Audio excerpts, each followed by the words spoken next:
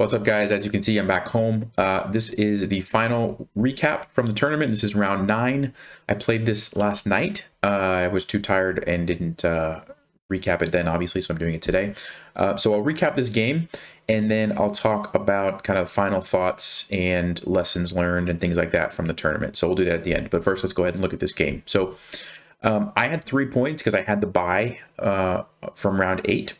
And so that put me at 3 points, as you can see, 3 out of 8. And then my opponent actually had 4 points.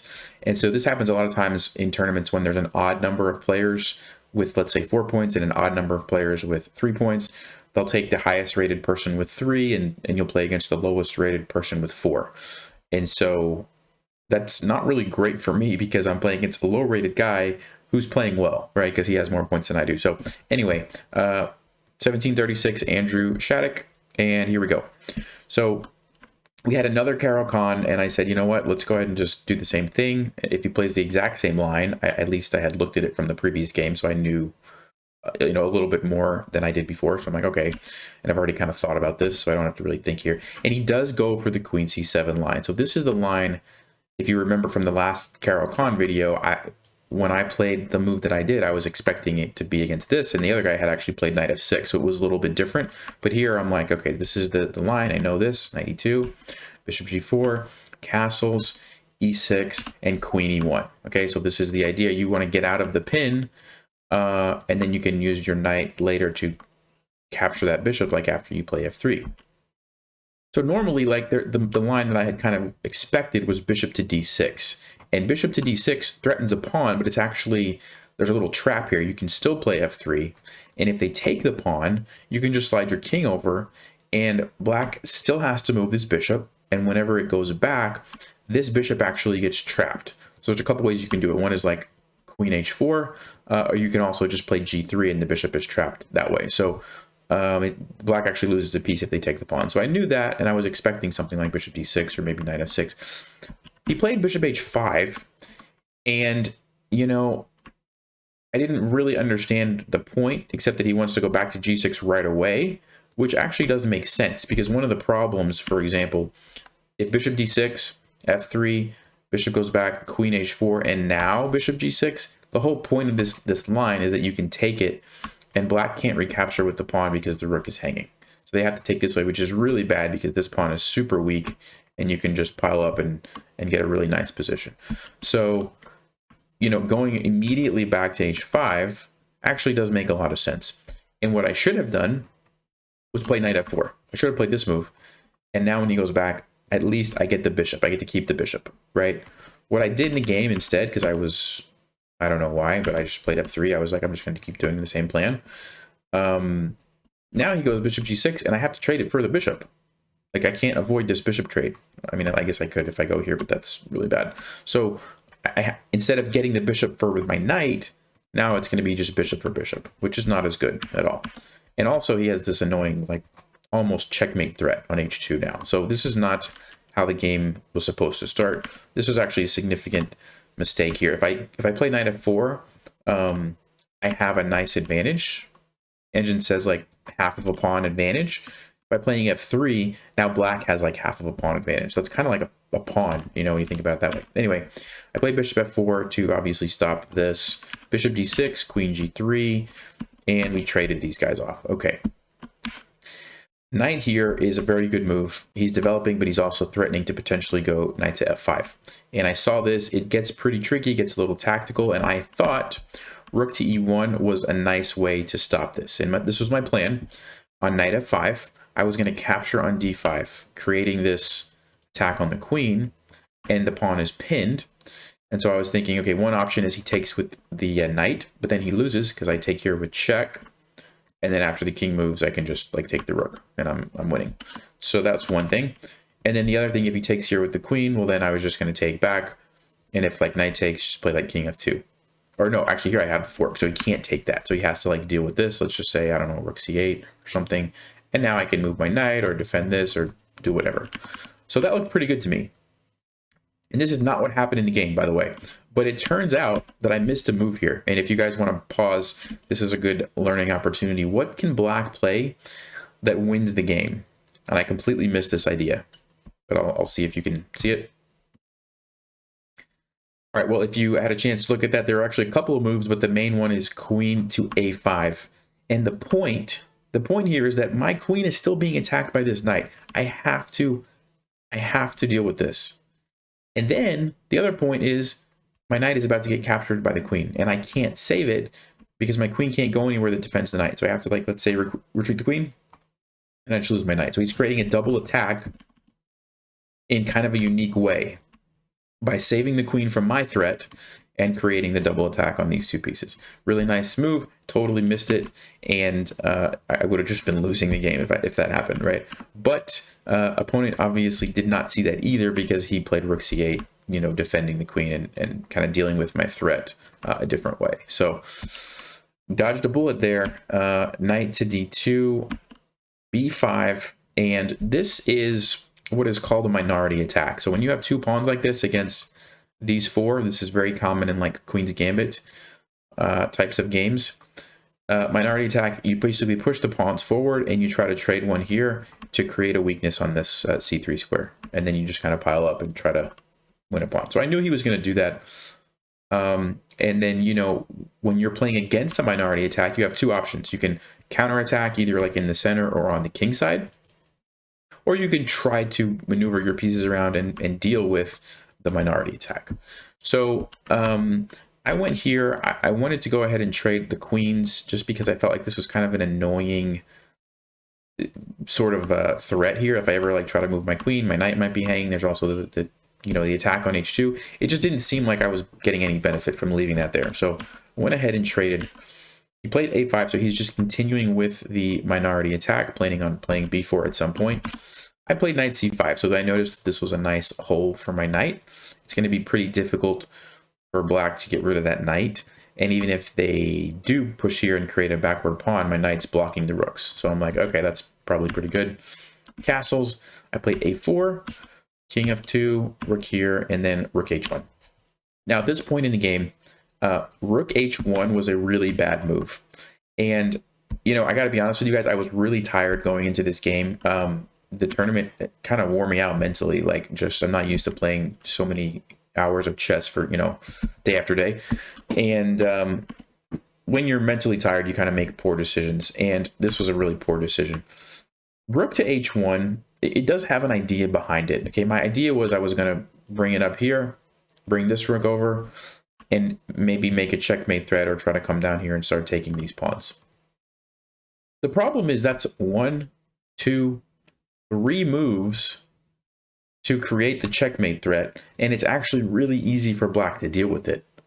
And then I'm kind of like, okay, now I have my rook sitting over here. Black's ready to go with his minority attack and start doing some shenanigans on the queen side, and my rooks are going to be completely misplaced. So basically, this whole plan was just a really bad idea. Like, I had no business playing rook h1 in this position.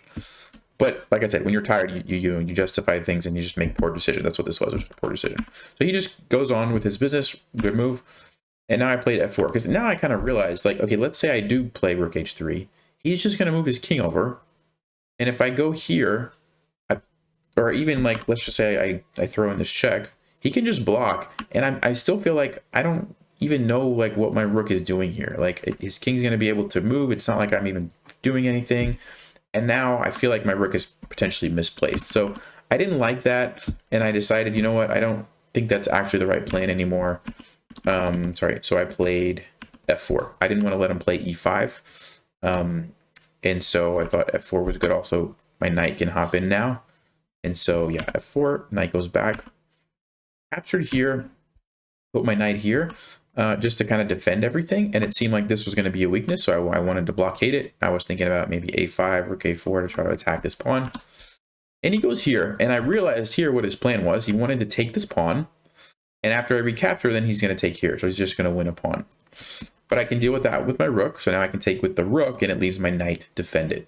Okay, great. So then he brings this knight back. And after knight c6, it looks like he's threatening to do the same thing again. Sack and then, you know, take my knight and win a pawn. But I actually ignored it and played g4 because now if he does that, takes,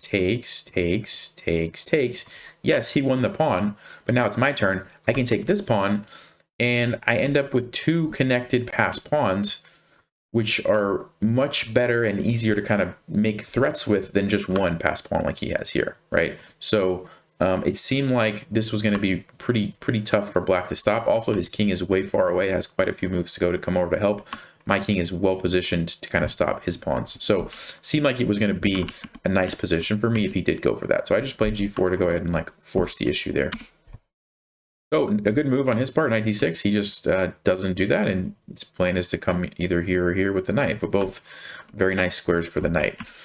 So I moved my king over. I just wanted to go ahead and like get out of any potential checks. Like right now it's covered, but like if this knight ever moved, and also I figured like this is probably where I want my king to be. So okay, knight comes into c4. I just wanted to defend the pawn. I also wanted to leave this rook behind my passed pawn because at some point in the future I was thinking maybe I can start pushing this guy.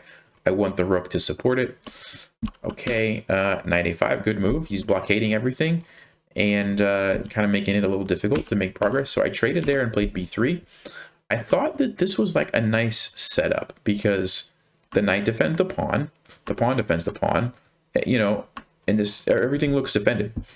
And now I was thinking like, okay, I can start doing stuff with my rooks. I don't need my rooks to defend anymore because everything is kind of good. He goes king f8. I brought this rook up. I wanted to defend this. There's actually a lot of tactics here. Like I have to be careful. For example, if I try to bring a rook to this file, then he just hits me with knight takes b3 because it's pinned. So I can't put a rook there. I can't really move this because then this falls. You know, I have to be very careful. There was another line, I think king here was also, I was afraid that he could do something like this. Takes, come in here with check. And let's just say I move my king, I don't know, here. Ends up getting quite a few pawns for the rook. I wasn't sure about that. Engine's telling me it's fine, but I was a little bit afraid of that. So anyway, rook d3, rook here, g5. I just wanted to kind of block in these pawns. So put the pawn there, f6. Now I thought maybe it's time to come over and start to do something on this file. King here, king d1. I just wanted to open up this for my rook to come over and start doing things. Engine says this position is completely a draw. And you're going to see why. So takes, and there really wasn't much to do here. I threw in a check.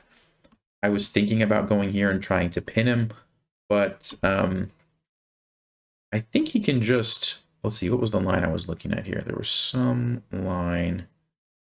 Yeah, maybe it was just king d6, just moving the king, because now I can't take that or my knight's hanging. So I'm not really threatening anything. If I take with the rook, he hits me with this. And then my rook is hanging, so that's no good. So I was like, I don't really think there's anything there. So I played knight to d3. It deals with this threat because the knight protects. This is protected by the rook, so the rooks can't really do anything. And now I am threatening to take this pawn. If he pushes, I think I would have been happy probably just going back to c5. Although engine tells me it's a bad move. But that was my plan in the game. Oh, knight b7. Wow. Knight b7. How does that work? Let's see this one. Check. King d2. Check. Is this just losing a rook or something? It is losing a rook. Wow, look at that little tactic. So, I mean, I probably would have saw that in the game, but I don't know, maybe not. Anyway, I was thinking that if he pushed by, I was going to have some sort of option here, but turns out maybe that was wrong. Anyway, he did knight takes b3, also a good move. I took here, and after this, we just kind of traded some pieces, and there was really nothing happening in this position. This is just a draw. There's not really any way. His king is better placed. I do have this passed pawn, but I don't even have a way to push it right away. So we had g4, traded the rooks, and then we just went into this endgame. And unfortunately, even though my king's a little bit closer, as soon as he goes here, there's no way for my king to get in, and we can just go back and forth. And it's just a draw. So not really happy with this game. I was tired though, and honestly, it was a rough tournament. Going back, there's a couple moments where I feel like I misplayed. Let's see. The first one was right here when I played f3 instead of just playing knight f4 and going for the bishop, because keeping the bishop pair is a significant advantage that kind of has long-term implications, and maybe that could have changed how the game went. So I think that was one kind of a big issue there.